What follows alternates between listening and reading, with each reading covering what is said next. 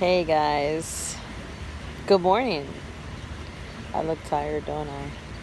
But it's all good, because I'm going to kill it today. Got my coffee, got my rhythm to make sure I start the day right on a good foundation. Um, I had an interesting conversation this weekend with a gentleman who's very successful in business.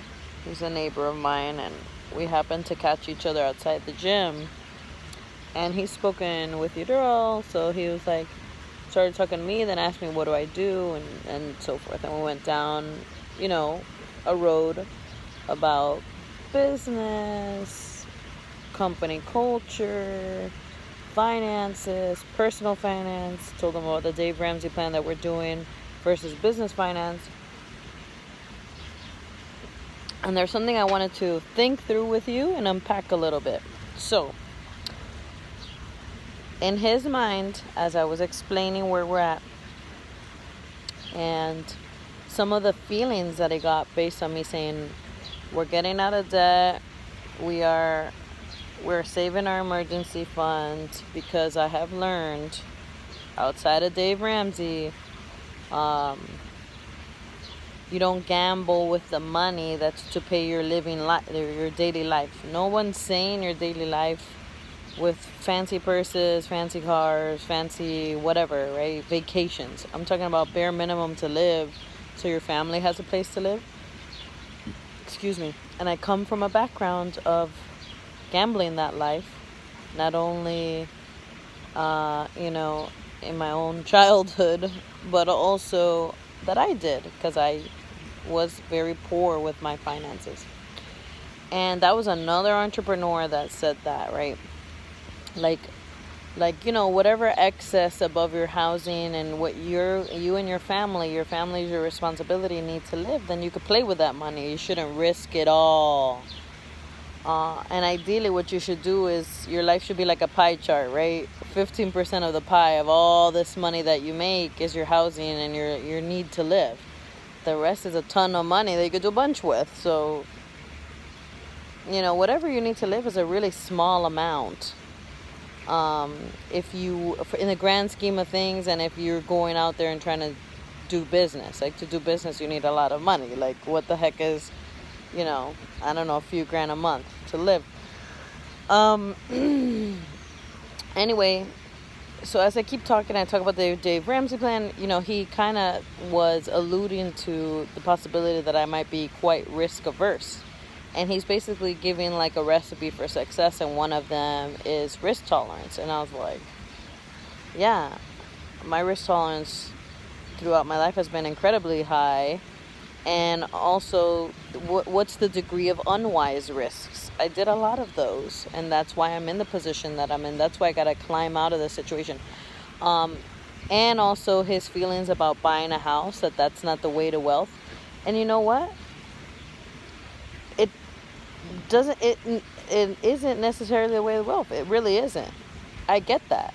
So he's looking at it through a business perspective. And FYI, if you didn't know, Dave Ramsey is okay, depending on the business, if it's capital intensive, with businesses that need to use credit, right? Like a car dealership, home builders, all those are very, very capital intensive. They need credit. However, if you can do it cash, or if you could get to the place where you do it cash, that means you're balling. So why is that a bad goal? But anyway, all leverage isn't bad. All debt isn't bad.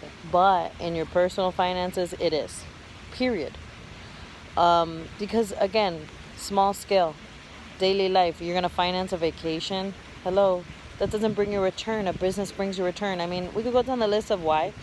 But yeah, so that's his thought, which probably means he probably rents here where we live, and so do we currently, because we're not in a position to buy. But it falls into that idea, just like a car. You're always going to have a house payment. You're always going to have a car payment. So this is how I'm going to unpack this for you, how I unpacked it for him, and it kind of made sense to him. And the reality is my husband also agrees with him about a house isn't the way to wealth. And it isn't. It's what Dave Ramsey says, it stabilizes your financial future. So The Dave Ramsey plan is success for all. Is success for all. That's why I keep highlighting, if you don't have a degree, if you're not in a profession of a lot of money, but you do the steps. That's why I keep highlighting the whole fact that a third of the millionaires they interviewed never saw six figures in one working year of their entire working careers, and retired millionaires. Okay? That's why I highlight that, because a household income with two people working, even if they start on the lowest rung, can get all the way up to 80, 90s. I know I have friends who do front desk and security and all these things, and I think I said it the other day, I think they're like in the 60s, and they're in their 20s. By the time they're 30, they're gonna be almost to 100 grand. Okay, they're probably gonna see six figures at some point in their life. But the point is, I keep giving that stat because Dave Ramsey's plan and his success has to do with the normal. Sorry, I keep like putting my thumb in the way I'm holding the phone at a different angle. The normal average American with a household income, I think the average is 50,000. He does the math based on that, okay? And 50,000, I mean, with the numbers people around me roll in, even entry level, 50,000 is probably a household income of one person working. But anyway, I say that to say, this is for the average person, but it also is for the one who aspires to be rich, because I look at it as you have to cross these steps to be rich. No debt, have money in the bank, have money to gamble with, take care of your housing, and if you have no payments on your house, you got money. Your overhead is low. Business is all about keeping the overhead low, so it makes sense.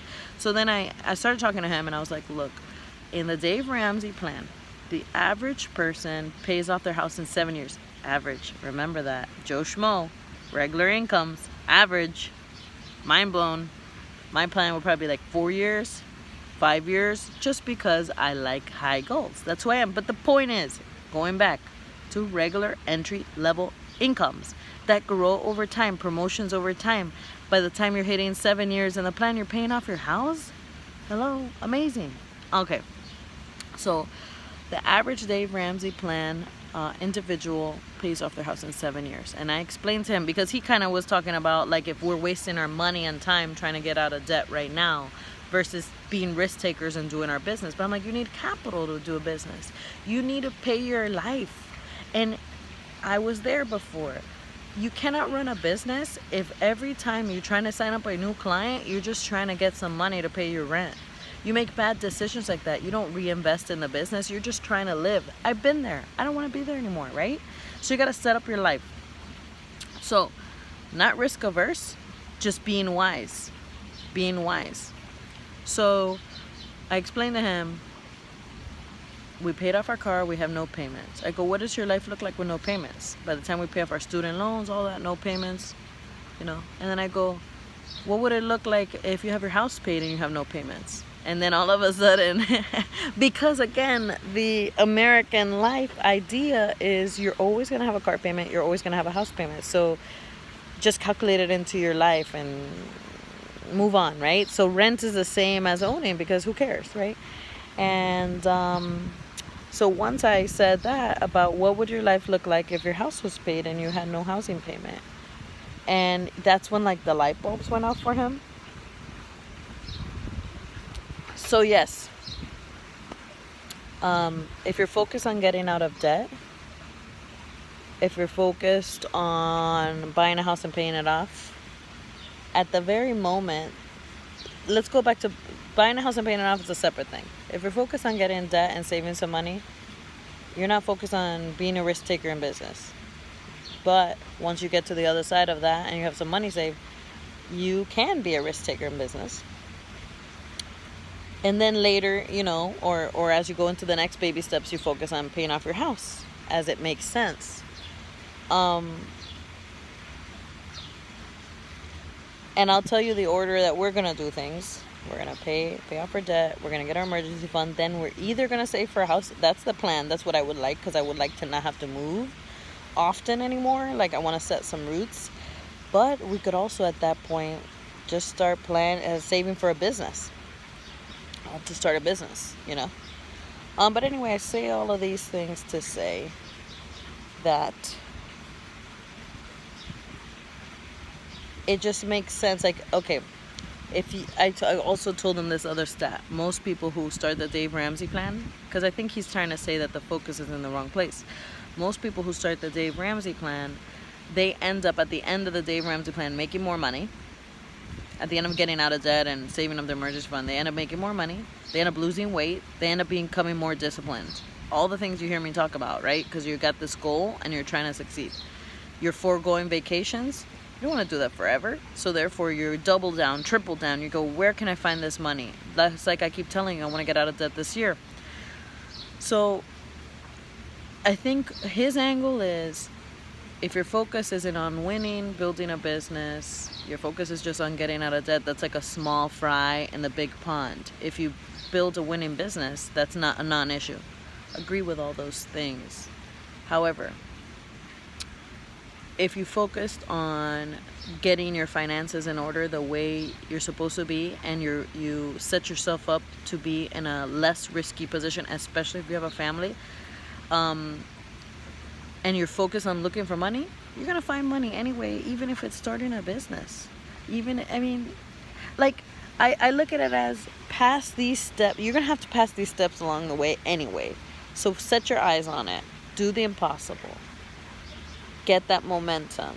Work on paying off your house. And once you pay off your house, whatever extra money you make from there, blow life up. Become a millionaire. I don't care. But the point is, pass that step first. It just makes sense. It's like along the way, this step is passed. That's how I look at it. But I also look at it as the hyper focus, your 10-year plan. I plan to be rich in 10 years. And I think this is the journey. I really do. I think it needs to be intentional. And I think you need both. I talk about debt snowball, income snowball, right? Your debt snowball's getting out of debt, but you gotta up your income to win, to do it faster, to pay off your house, to do all these things, you know. So anyway, just wanted to give some talking points, give you some of my thoughts, and I get it, but I do get what a paid off house means for the average person, and as well who wants to be ultra rich. A life without payments equals money in the bank. And once you pass, let's say you get to the point of paying off your house, whatever, and like I said about blowing up your life and saying, okay, now let's double down, triple down on just making a bunch of money, you got money to make money with. Like, I don't think you're losing. Maybe you're foregoing multiplying that money earlier on, because you're investing it into your house, the forced savings plan, as Dave Ramsey says, which is super awesome, right? House is a forced savings plan. Never looked at it that way.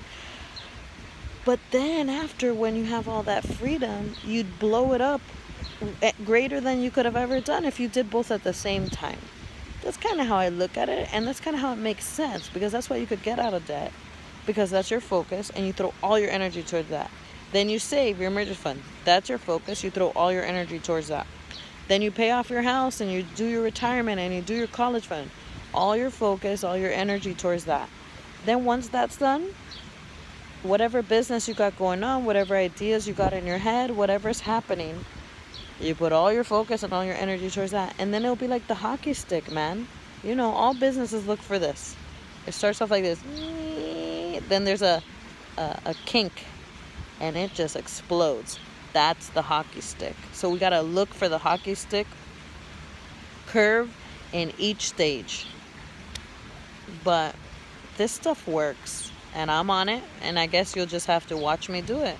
And if you get started and do it with me now, then instead of just watching me and going, wow, look at what she's accomplished over the next few years, you're accomplishing it too. And you're going to be in a different spot. That's the other thing I was telling him about.